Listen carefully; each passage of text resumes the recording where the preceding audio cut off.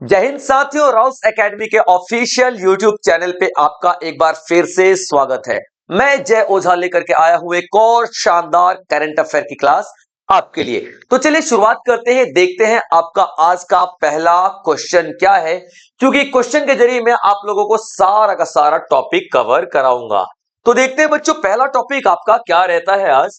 तो आप कोशिश करेंगे हर एक सवाल का जवाब देने का, और अगर आप नहीं दे पाए तो मेरे साथ समझें और छोटे छोटे नोट्स बनाते चलें। देखिए, ड्राफ्ट सोशल सिक्योरिटी कोड के तहत गिग और प्लेटफॉर्म वर्कर्स के लिए क्या अनिवार्य है।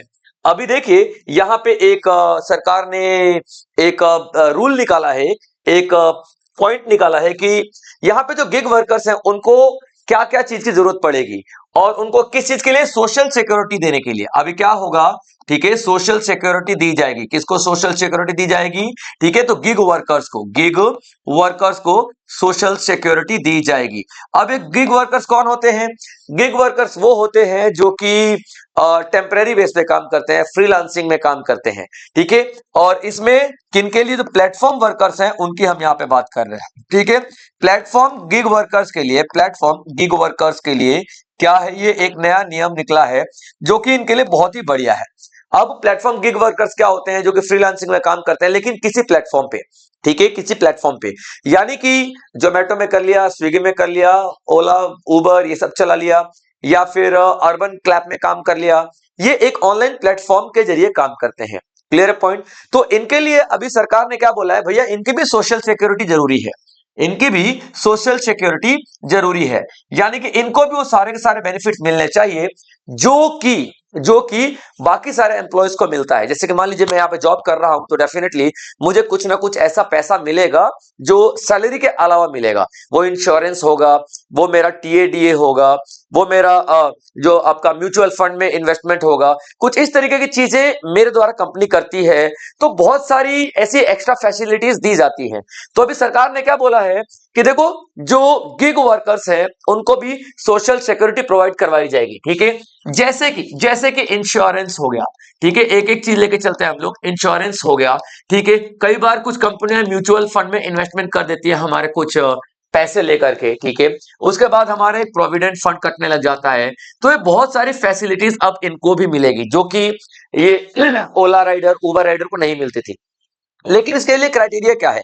इसके लिए तो पहला क्राइटेरिया है जो कि अगर कोई वर्कर या फिर अगर कोई गिग वर्कर जो है किसी सिंगल प्लेटफॉर्म पे काम करता है, सिंगल प्लेटफॉर्म पे काम करता है। ठीक है, सिंगल एग्रीगेटर कहलाता है उसको। क्या? Single single aggregator, single aggregator. ठीक है, अगर कोई सिंगल एग्रीगेटर है तो वो कम से कम 120 दिन काम करेगा तो वो इन सारे फैसिलिटीज का हकदार हो जाता है। और कोई मल्टीपल एग्रीगेटर है, मल्टीपल एग्रीगेटर का मतलब क्या होता है?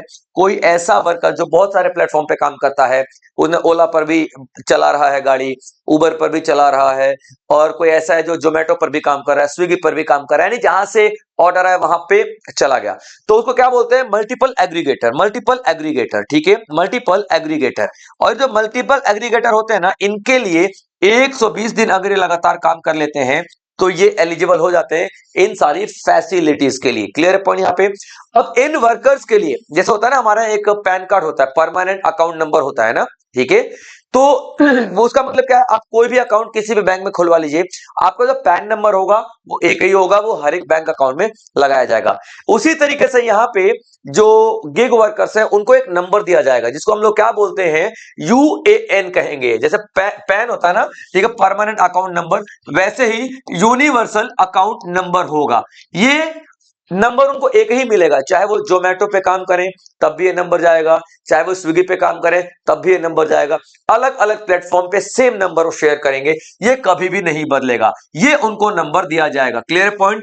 For different platform, for different platform, यानी प्लेटफॉर्म तो डिफरेंट होगा लेकिन प्लेटफॉर्म तो डिफरेंट होगा लेकिन नंबर एक ही होगा। ठीक, जैसे पैन कार्ड के तरीके से काम करेगा। ठीक है, तो ये देखो आप, आधार रजिस्ट्रेशन और यूएएन, यूनिवर्सल अकाउंट नंबर दिया जाएगा उन गिग वर्कर्स को। और इनकी उम्र कितनी होनी चाहिए? ये आधार रजिस्ट्रेशन करवाने के लिए 16 प्लस, ठीक है, 16 साल से ज्यादा, 16 साल से ज्यादा है तो वो इन सारे गवर्नमेंट को अपना फॉर्म भर सकते हैं गवर्नमेंट ऑनलाइन प्लेटफॉर्म्स पे और रजिस्ट्रेशन करा सकते हैं, ठीक है, याद रखना। तो ये गिग वर्कर्स के लिए एक बहुत बड़ी खुशखबरी है कि यहाँ गवर्नमेंट उनके भविष्य के लिए सोच रही है, यानी कि जो परमानेंट एम्प्लॉयज कंपनियों में काम करते हैं उस तरीके के फैसिलिटीज यहाँ पे प्रोवाइड करने की रूल बना रही है गवर्नमेंट, ठीक है, याद रखना। अगला जो न्यूज आता है, who has been appointed as the head of Assam's 8th state pay commission. अभी देखिए, पे कमीशन का मतलब क्या होता है? पे कमीशन का मतलब क्या होता है, ठीक है, यानी कि पेमेंट कितना मिलेगा। हर एक 10 साल में ना सरकार क्या करती है, सरकारी कर्मचारियों का पेमेंट यानी कि सैलरी बढ़ाती है, ठीक है। उसके लिए एक कमीशन यानी कि आयोग का गठन किया जाता है। कमीशन यानी कि आयोग का गठन किया जाता है और ये आयोग क्या करेगा, डिसाइड करेगा कि कितनी सैलरी बढ़नी चाहिए। जैसे मान लीजिए कि कोई ऐसा व्यक्ति आरपीएफ में काम कर रहा है तो उसकी कितनी सैलरी बढ़नी चाहिए, ये महंगाई के हिसाब से या फिर पूरा अलग अलग सिचुएशन के हिसाब से, हमारी इकोनॉमी का हालत कैसी चल रही है, महंगाई कैसी चल रही है और इकोनॉमी में जो इन्वेस्टमेंट वगैरह का हाल कैसा चल रहा है, यानी पूरे मार्केट का रिसर्च करके ये डिसाइड करेंगे कि सैलरी कितनी बढ़ानी चाहिए, ठीक है, याद रखना। तो ये जो पे कमीशन है, इसका हेड कौन होगा ये आपको बताना है। हेमंता बिस्वा शर्मा, सुभाष दास फॉर्मर चीफ सेक्रेटरी और अरविंद केजरीवाल और पेमा खांडू। तो यहाँ आप देखना सुभाष, ठीक है, सुभाष दास जो है क्या है, ये चेयरमैन है, ठीक है, सुभाष दास जो है चेयरमैन है, ठीक है, याद रखना। और ये कौन थे सुभाष दास? इससे पहले स्टेट के सेक्रेटरी थे, ठीक है, स्टेट सेक्रेटरी थे। और स्टेट सेक्रेटरी कौन होता है? किसी भी स्टेट का सबसे बड़ा ऑफिसर यही होता है। अब इसका काम क्या होगा, पूरे मार्केट का रिसर्च करेगा और पूरा इकोनॉमी का रिसर्च करके ये डिसाइड करेंगे कितना कितना पेमेंट बढ़ना चाहिए और कितना कितना पेमेंट नहीं बढ़ना चाहिए। और हेमंता विश्वास, ठीक है, हेमंता विश्वा शर्मा जो है, ठीक है, हेमंता विश्वा शर्मा ये जो है, ये पहले एसएससीएम बन गए हैं, ठीक है, याद रखना, ये पहले एसएससीएम बन गए हैं, या फिर यूं कह लीजिए असम ऐसा पहला स्टेट बन गया है, या यूं कह लीजिए असम पहला स्टेट बन गया है, ठीक है, पहला स्टेट बन गया है। कौन सा पहला स्टेट? क्या करने के लिए पहला स्टेट बन गया है? पहला स्टेट ऐसा बन गया है, ठीक है, जिसने क्या किया है, पे कमीशन लागू करने की बात की है। 8th पे कमीशन लागू कर रहा है, 8th पे कमीशन लागू कर रहा है कौन? असम। तो आप सवाल क्या पूछा जा सकता है कि भारत का पहला राज्य कौन सा राज्य बना है जो कि 8th पे कमीशन लागू कर रहा है, यानी कि 8वां राज्य वेतन आयोग लागू कर रहा है, और जिसके अध्यक्ष किसको बनाया गया है? सुभाष दास को बनाया गया है, ठीक है बच्चों। चलिए, तो एक करेक्ट आंसर आपका क्या हो जाएगा? Option number B.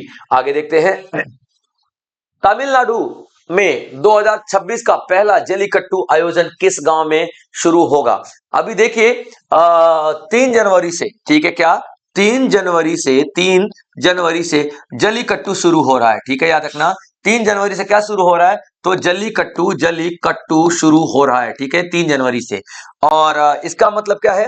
ये देखिए, ये तमिलनाडु का एक त्योहार है जिसमें क्या किया जाता है, जल्लीकट्टू में जो बुल होता है ना, सांड, ठीक है, बैल, इनको कंट्रोल करने की कोशिश की जाती है, ठीक है, जो बुल को कंट्रोल करने की कोशिश की जाती है, याद रखना, बुल को कंट्रोल करने की कोशिश की जाती है। तो जो 2025 वाला था ना, इसमें 600 बुल आए थे और जो 700 बुल आए थे 2024 वाले में। क्लियर है पॉइंट यहाँ पे?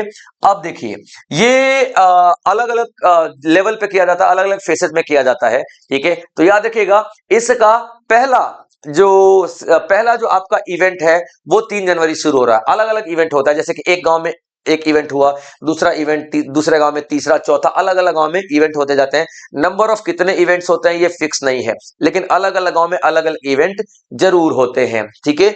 तो ये 3 जनवरी से जल्लीकट्टू का पहला इवेंट शुरू हो रहा है। और कहां से हो रहा है? थाचन कुरिची से। कहां से हो रहा है? थाचन कुरिची, ठीक है बच्चों, कहां से? थाचन कुरिची, थाचन कुरिची, थाचन कुरिची से हो रहा है, ठीक है बच्चों।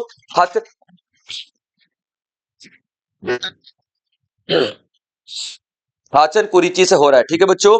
चलिए आगे बढ़ते हैं, याद कर लो। चलिए बच्चों, ठीक है, तो ये थाचन कुरिची से हो रहा है, याद रखेगा। तो अभी आप देखेंगे यहाँ पे बच्चों कि जलीकट्टू जो है इसको तमिलनाडु सरकार ने बैन कर दिया था, तमिलनाडु सरकार ने बैन कर दिया था, ठीक है। प्रिवेंशन ऑफ, कौन सा एक्ट है?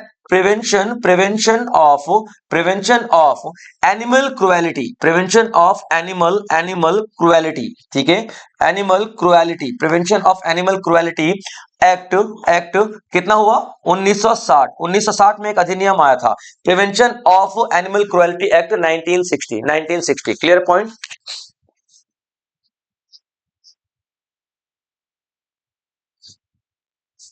ठीक है, चलिए बच्चों, क्लियर पॉइंट।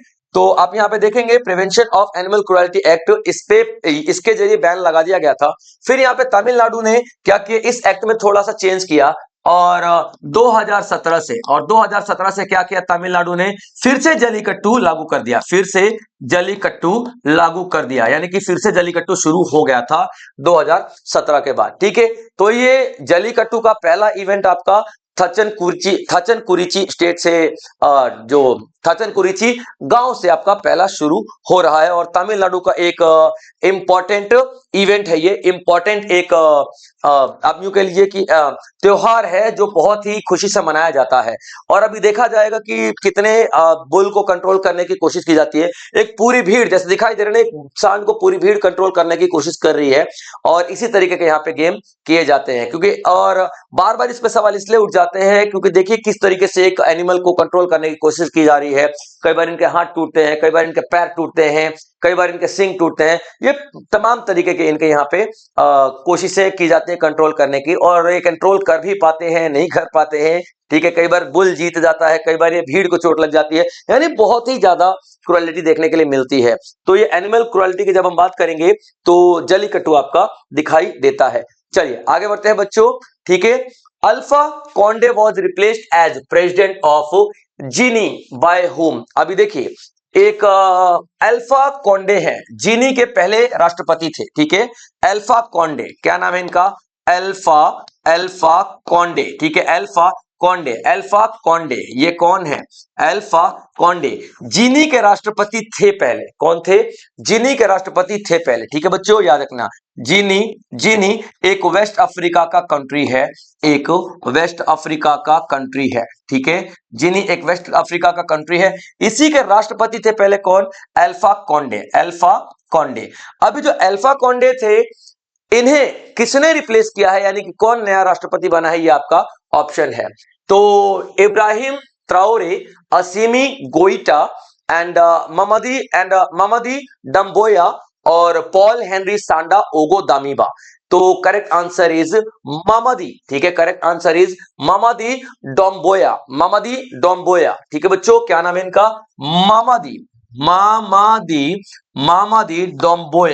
डोम्बोया इनका नाम है, ठीक है, याद रखना इनका नाम है। और ये कौन होते थे पहले? तो आर्मी में कर्नल होते थे, ठीक है, मिलिट्री में, हम वहां की मिलिट्री में क्या थे? कर्नल थे, ठीक है, याद रखना कर्नल थे। यानी कि इन्होंने पूरे सरकार पर ही कब्जा कर लिया, मिलिट्री इनकी थी तो इन्होंने सरकार पर ही कब्जा कर लिया, राष्ट्रपति को हटाया और मिलिट्री कूप कर लिया। कूप का मतलब क्या होता है? कोई आर्मी अपने ही देश पे अटैक कर दे, कूप कर दिया 2011 में, 2021 में, उसके बाद 2025 तक, उसके बाद 2025 तक बने रहे पावर में। लेकिन अभी इलेक्शन हुआ और इलेक्शन में इन्होंने किसी को खड़े ही नहीं होने दिया, तो जाहिर सी बात है भैया आप ही जीतोगे, है ना, आप ही जीतोगे। तो यही जीते थे, तो याद रखना मोहम्मदी डम्बोया अभी नए राष्ट्रपति बन चुके हैं, किसके? जिनी के। और आपसे ये भी सवाल पूछा जा सकता है कि 2021 से लेकर 2022 तक ये किस पद पर रहे? तो इन्हें जुंटा हेड कहते थे, जुंटा हेड। अब जुंटा हेड का क्या मतलब है? जुंटा हेड जो ऐसी मिलिट्री अपने ही सरकार को गिरा दे पावर से, और अपनी सरकार को पावर से गिरा के खुद पावर में आ जाए, उसे हम लोग क्या बोलते हैं? Junta head. तो ये जुंटा हेड हुआ करते थे और अभी राष्ट्रपति के रूप में चुन लिए गए हैं। चलिए आगे बढ़ते हैं, आगे देखते हैं अगला न्यूज आपकी क्या आती है। भारत और पाकिस्तान हर साल परमाणु प्रतिष्ठानों की सूचियों का आदान प्रदान किस समझौते के तहत करता है? अभी देखिए भारत क्या करता है, पाकिस्तान के साथ, ठीक है बच्चों। भारत भारत और पाकिस्तान, भारत और पाकिस्तान ये दोनों क्या करते हैं, देखिए ठीक है। भारत और पाकिस्तान दोनों क्या करते हैं, भारत और पाकिस्तान अपनी जितनी भी न्यूक्लियर, अपना जितना भी न्यूक्लियर, ठीक है, न्यूक्लियर प्रोजेक्ट होता है, न्यूक्लियर प्रोजेक्ट होता है, और पाकिस्तान का जितना न्यूक्लियर प्रोजेक्ट होता है, याद रखना, न्यूक्लियर प्रोजेक्ट होता है पाकिस्तान का, ये दोनों ही क्या करेंगे, ये दोनों ही क्या करेंगे, ये अपनी लिस्ट पाकिस्तान को दे देगा और पाकिस्तान अपनी लिस्ट इनको दे देगा। और इसका मतलब क्या होता है, इसका मतलब ये होता है कि देखिए सर, आप भारत में बहुत सारे ऐसे ठिकाने होंगे जहां पे ना यूरेनियम से क्या बनता होगा, बिजली बनता होगा, बॉम्ब नहीं बनाया जाता होगा, बिजली बनाया जाता होगा। और पाकिस्तान में भी सेम चीज होगा। तो कई बार लड़ाई जब दो देशों में होती है तो कहीं ऐसा ना हो कि पाकिस्तान बॉम्ब फोड़े और भारत बॉम्ब फोड़े और पाकिस्तान के ऐसे ठिकाने पे चला जाए जहां पे यूरेनियम से बिजली बनाने का काम चल रहा हो, और कहीं ऐसा ना हो कि पाकिस्तान छोड़े तो भारत के ऐसे ठिकाने पे बढ़ जाए जहां पे बिजली बनाने का काम हो रहा हो। तो इन दोनों देशों ने एक एग्रीमेंट साइन किया था, इन दोनों देशों में एक एग्रीमेंट साइन किया था। कब किया था, 31 दिसंबर 1988 को, ठीक है, याद रखना। और ये जो एग्रीमेंट था, जो चालू कब हो गया, मैंने इनेक्ट और लागू कब हो गया, तो 27 जनवरी, क्या 27 जनवरी 1991 को ये लागू करवा दिया गया था। और ये कौन सा एग्रीमेंट था, तो याद रखना, परमाणु प्रतिष्ठानों और सुविधाओं पर हमले के निषेध से संबंधित समझौता। यानी कि ना आप मेरे परमाणु प्रतिष्ठानों पर हमला करना और ना ही मैं आप पे करूंगा। जब भी हम दोनों के बीच में युद्ध होगा तो सीमा पे युद्ध होगा। इसके अलावा चाहे हालात कितने भी बुरे क्यों ना हो जाए, हम दोनों एक दूसरे के परमाणु संस्थानों पर, परमाणु प्रतिष्ठानों पर हमला नहीं करेंगे। यही पूरा एग्रीमेंट आपका यही पूरा एग्रीमेंट आपको बताता है, ठीक है।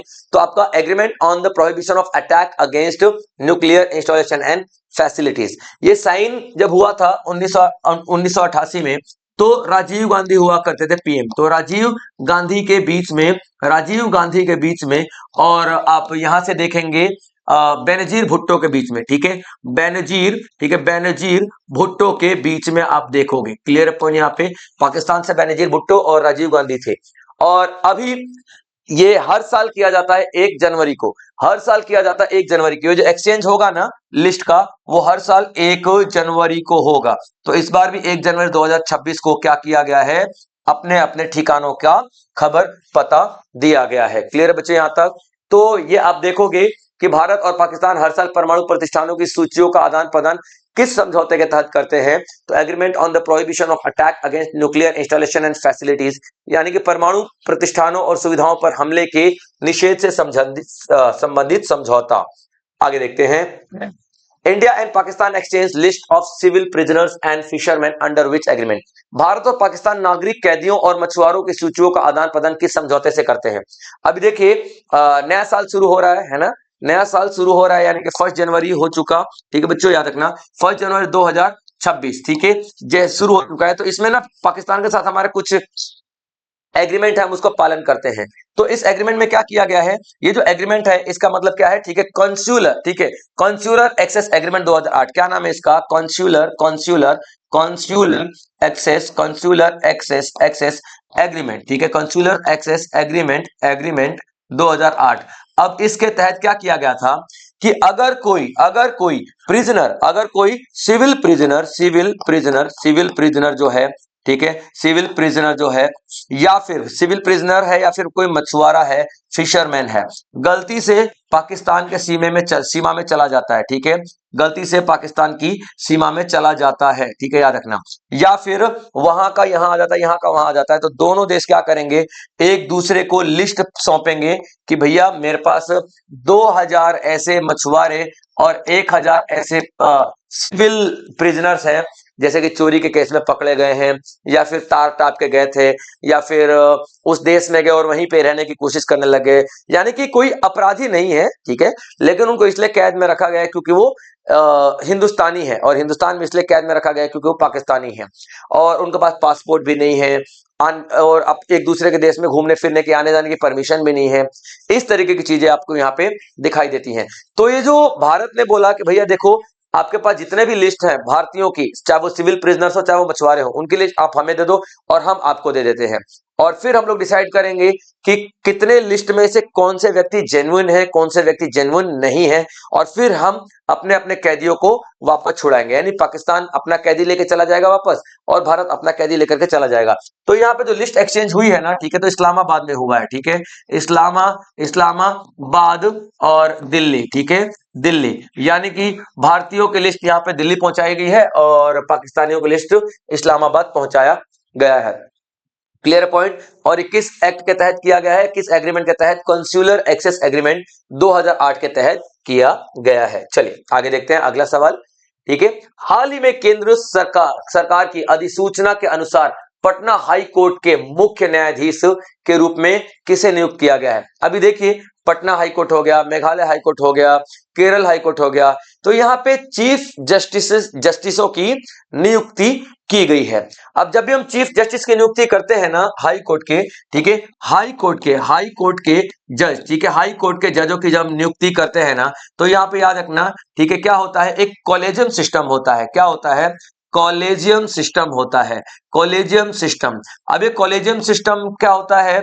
ये तीन जजेस का एक ग्रुप होता है, तीन जजेस का एक ग्रुप होता है, और ये क्या करेंगे? तीन जज मिल करके ये इनकी सलाह देते हैं, एडवाइस करते हैं कि हाँ भैया किनको जज बनाना चाहिए, ठीक है।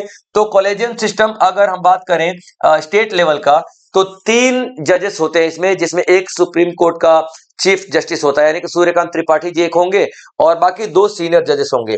तो ये रिकमेंड करेंगे किस जज को कहां भेजना है और कहां नहीं भेजना है, ठीक है।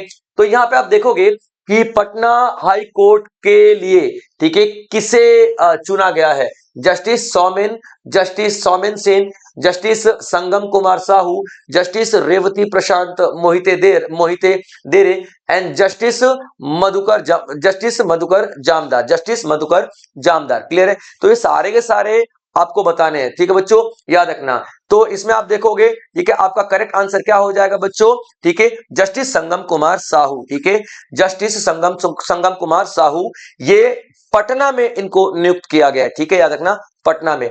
तो जस्टिस संगम कुमार साहू, ठीक है, जस्टिस संगम कुमार, ठीक है बच्चों, याद रखना, संगम, ठीक है, संगम कुमार साहू, ये कहां पे? पटना, ठीक है बच्चों, पटना हाई कोर्ट में इनको नियुक्त किया जा रहा है, ठीक है बच्चों, याद रख लेना। क्लियर पॉइंट, ठीक है। जस्टिस सौमेन, ठीक है बच्चों, याद रखना, क्या नाम है इनका? जस्टिस सौमेन, ठीक है, जस्टिस सौमेन। इनको देखा तो इनको केरल भेजा जा रहा है, इनको केरल भेजा जा रहा है, केरल हाई कोर्ट, याद रखना, केरल हाई कोर्ट। और इससे पहले ये मेघालय के हाई कोर्ट में जज थे, मेघालय के हाई कोर्ट में जज थे, ठीक है, याद रखना।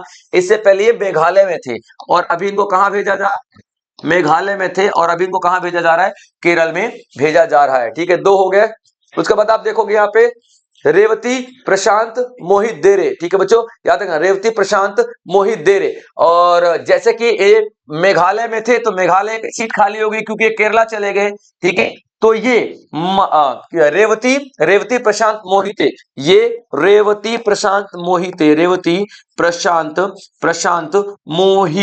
ठीक है, रेवती प्रशांत मोहिते, इन्हें मेघालय हाईकोर्ट भेजा जा रहा है, ठीक है, मेघालय हाई कोर्ट भेजा जा रहा है। क्लियर पॉइंट यहाँ पे याद रख लेना। ये सारे के सारे आप लोगों को याद रखने वाली चीजें हैं। क्लियर बच्चों यहाँ पे?